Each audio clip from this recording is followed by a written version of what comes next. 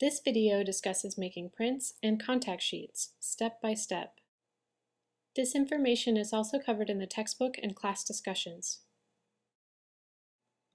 The first step is always to photograph the scene. Next, you'll process the film and make a contact sheet. This contact sheet shows the same assignment you did last week. For exposures 16 through 36, you are asked to photograph one single object from as many points of view and angles and compositions as you could think of. The idea behind the assignment is to encourage you to explore different compositional methods and to use those compositional skills discussed in class.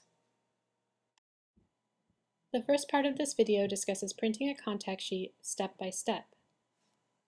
You might notice that some of the equipment shown in the video is different than the equipment we use at the school lab. That's because the equipment is from my home darkroom, but the function is just the same as the equipment used in our school. The first step to printing is always to set up the enlarger.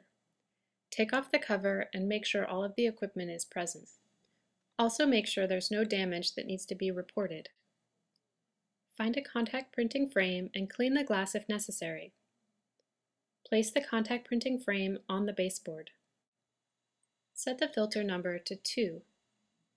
The knob on the right sets the filter number. The knob on the left turns the filters on and off. Before you begin printing, make sure the filters are on. Colored light will come out of the enlarger when the filters are on. Next, raise the enlarger head so that the light is large enough to project over the entire sheet of negatives. Next, set the f-stop. Start at the brightest setting of the lens and turn the lens 1 or 2 stops dimmer than the brightest stop. Now you're ready to make a test strip. First, make sure the enlarger light is off. Then layer the paper, the negatives on top, and the glass on top of that. Start with the paper emulsion side up. Place the negatives with the emulsion side down on top of the paper. Then put the glass on top of everything to squeeze the negatives and the paper together. Now start making the test strip. Cover most of the photo paper with a piece of cardboard. Now make a 5-second exposure using the enlarger timer. Move the cardboard over and make another exposure.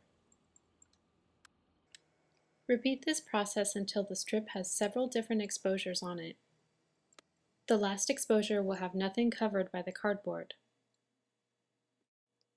Now it's time to process your photo paper. Slide the paper into the developer and agitate for 1 minute. Near the end of the time, use tongs to pick up the print and allow the chemicals to drain. Then move the print into the stop bath and agitate for 30 seconds. Use the tongs designated for the stop bath to pick up the print and drain it again, then move it to the fix. Fix the photo paper for 2 minutes. Then use the tongs to drain the print again and move it to the holding bath. After a quick rinse, you can move the test strip into a tray and bring it into the light to evaluate it. The lightest areas of the test strip have the least amount of exposure time. The darkest areas of the test strip have the most amount of exposure time. When choosing the density of a contact sheet, look at the clear part of the film base where the sprocket holes are. Select the time where the sprocket holes are just barely visible. They should be almost black, but not completely black. You should still see some of the outline of the sprocket holes. When you've selected the exposure time, reset the enlarger timer for that time. Make sure the enlarger light is off and lay down an entire sheet of paper under the negatives, under the glass.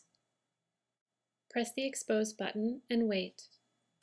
Don't use cardboard for this part of the process. Just allow the entire sheet of paper to be exposed. Do you remember those processing steps? Develop for 1 minute with constant agitation. If you don't agitate the developer or the print is not submerged properly, the print will not develop evenly. Next, use the stop bath for 30 seconds. Next, use the fixer for 2 minutes. If you don't agitate the fix, or you don't fix it for long enough, the print will still be light sensitive. This will lead to purple stains appearing on your print over time.